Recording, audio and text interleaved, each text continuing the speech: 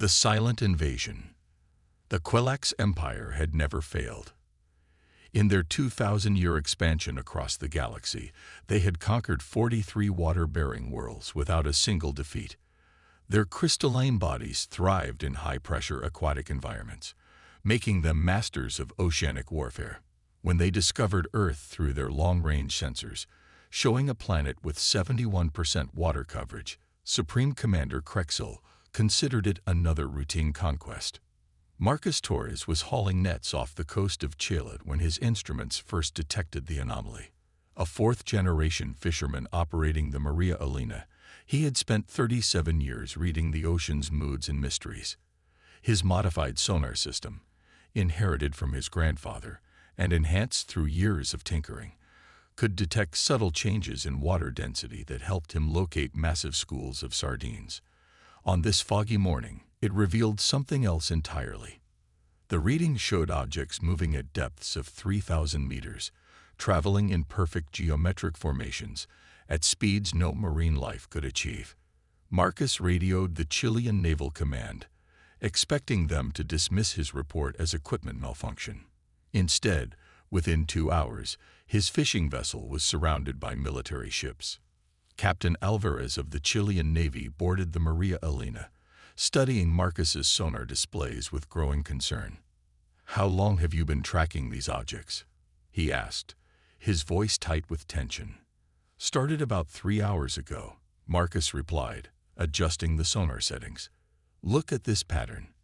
They're not random. They're searching for something." The Quellax scout vessels were indeed searching. Their mission parameters were simple: map Earth's oceanic trenches, identify strategic positions, and prepare for the main invasion fleet. They moved through the water like ghosts, their biometallic hulls adapting to pressure changes seamlessly. They had studied Earth's military capabilities from orbit and concluded that human underwater technology was primitive at best.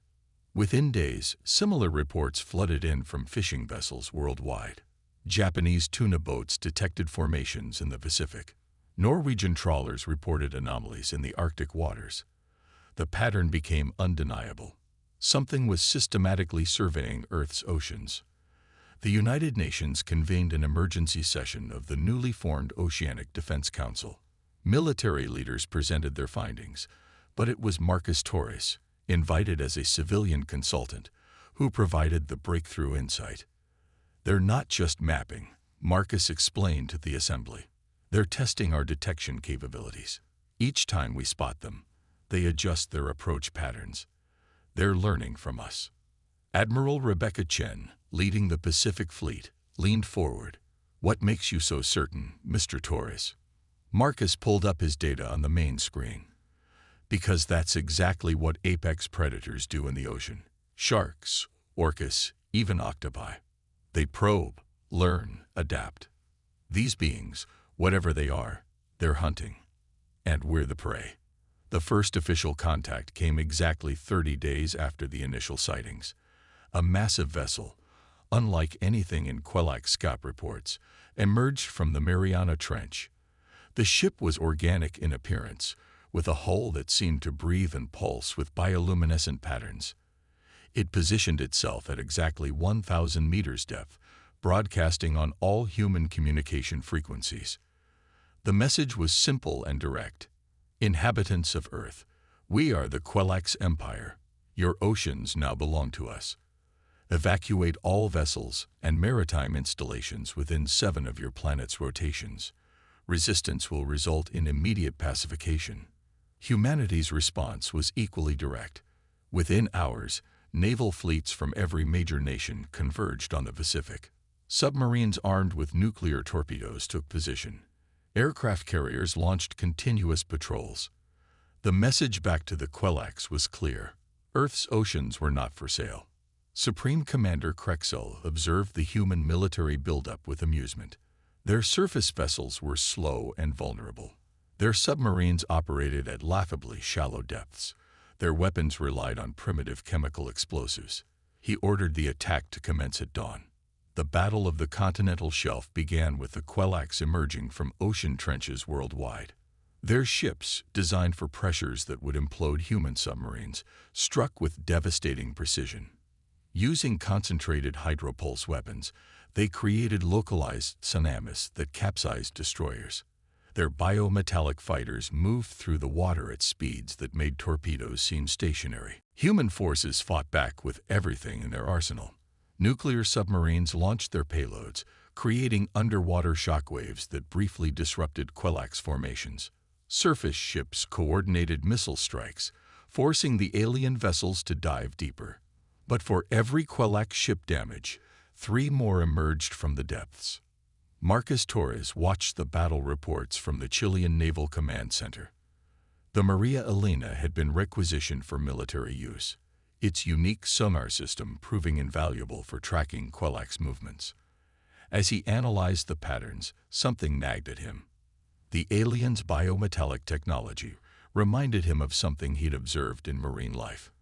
"Admiral Chen," he called over the secure channel. "I need to test something. Can you create a concentrated sonar pulse at exactly 3.7 kHz? That's an unusual frequency, Torres. What's your thinking?" Mantis shrimp. They create similar frequency cavitation bubbles to stun prey. If these aliens evolved in deep ocean environments, they might share similar sensitivities. The test was arranged using a submarine's active sonar array. When the pulse hit the nearest Quilax vessel, the result was immediate and dramatic.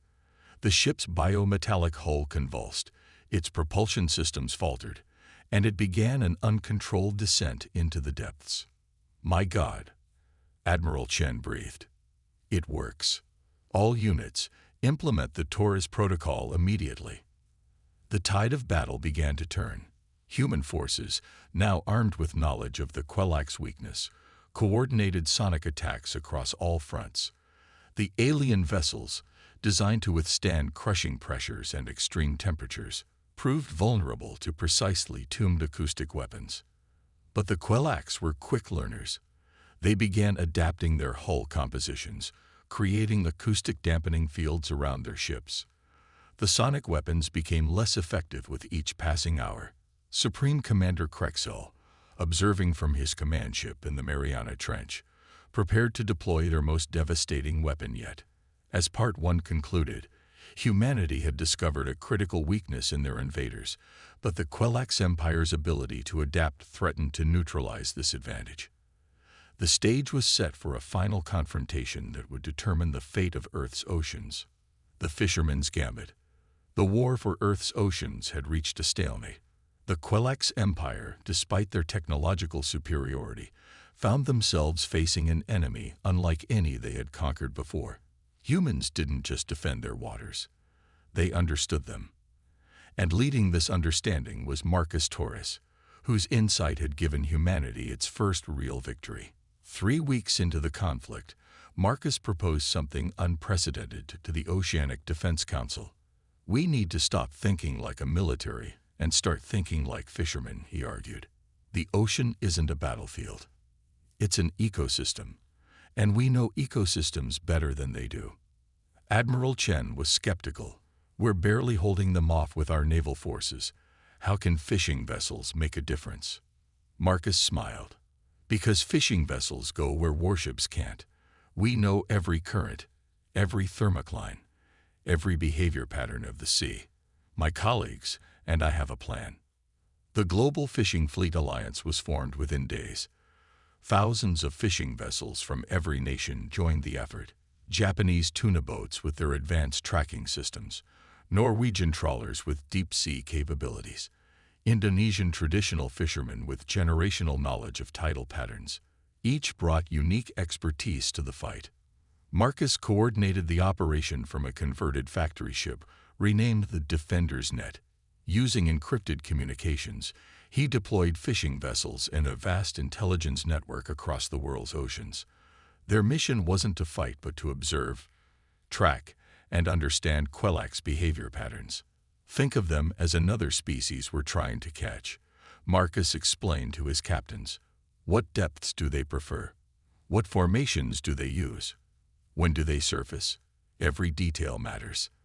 The data that flowed in revealed patterns the military had missed. Quilax ships preferred specific temperature gradients. They avoided areas with high volcanic activity. Most intriguingly, they seemed to communicate using bioelectric fields, similar to those employed by electric eels. Captain Lai Wei of the Chinese fishing vessel Spring Dragon made the next crucial discovery. While tracking a Quilax scout near the South China Sea, his crew noticed that schools of fish fled in specific patterns before the alien ships arrived. The bioelectric communication fields were detectable by marine life long before human instruments registered them. This revelation led to the development of the living sonar network. Fishing vessels began tracking fish behavior as an early warning system. When schools suddenly changed direction or dove to unusual depths, it signaled Quilax presence. The aliens found their stealth advantage compromised by Earth's own marine life.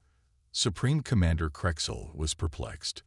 Their battle computers couldn't comprehend how primitive fishing vessels were consistently detecting their most advanced stealth ships. The Quilax had conquered civilizations with technology far beyond Earth's, yet these humans with their simple boats seemed to predict their every move. The Quilax adapted their strategy. If humans were using marine life as detectors, they would turn the ocean itself into a weapon. They began releasing bioengineered organisms designed to disrupt Earth's marine ecosystems. These creatures, part machine and part biology, spread through the oceans like a plague, killing fish and destroying the delicate balance that human fishermen relied upon. Marcus watched the devastation with grim determination. "They're trying to blind us by killing the ocean," he told his alliance. "But they've made a critical mistake. They don't understand what the ocean means to us." The response came from an unexpected source. Dr. Sarah Okafor, a marine biologist working with the Alliance, had been studying the bioengineered organisms. "They're not truly alive," she reported. "They're more like viruses, requiring specific conditions to survive. And I think I know their weakness." The solution was elegantly simple. The organisms required precise salinity levels to function.